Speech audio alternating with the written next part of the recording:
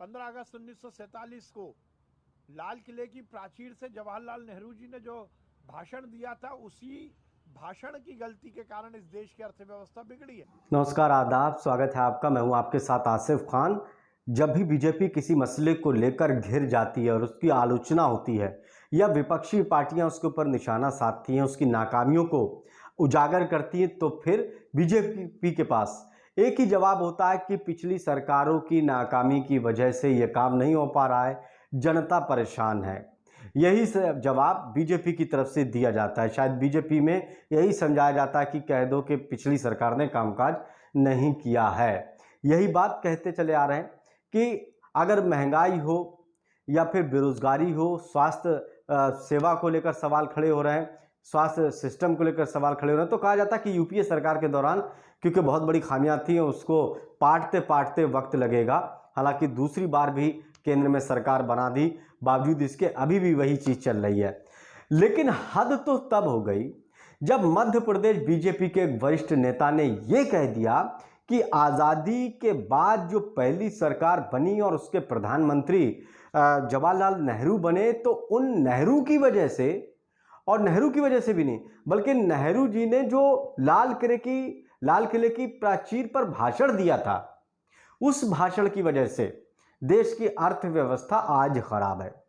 यानी कि 1947 में दिया गया भाषण, उसका असर आज की अर्थव्यवस्था पर पड़ रहा है।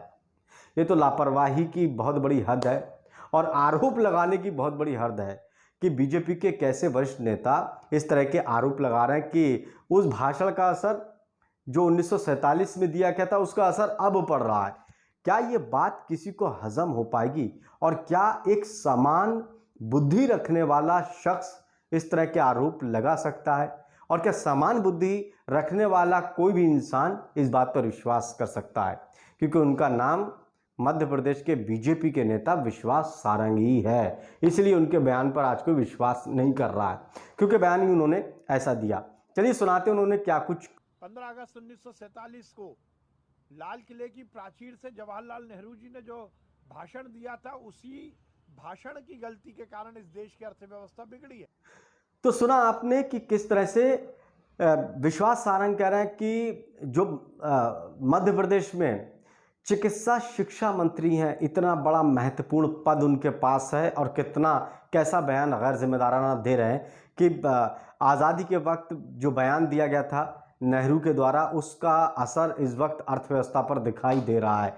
तो क्या जनता मानेगी इस बात को लेकर?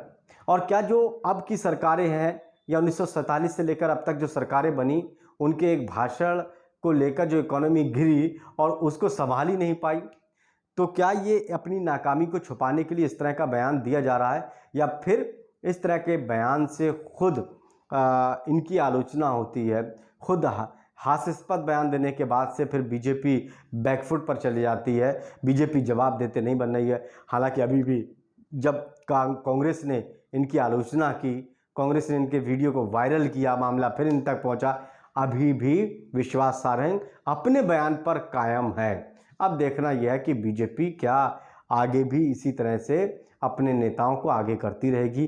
क्या बीजेपी के अंदर ये सिखाया जाता है, या फिर इनकी वजह से, इन नेताओं की वजह से बीजेपी की मुश्किलें बढ़ जाती हैं। नमस्कार। 15 अगस्त 1947 को लाल किले की प्राचीर से जवाहरलाल नेहरू जी ने जो भाषण दिया था, उसी भाषण की गलती के कारण इस देश की अर्थव्यवस्था बिगड़ी है।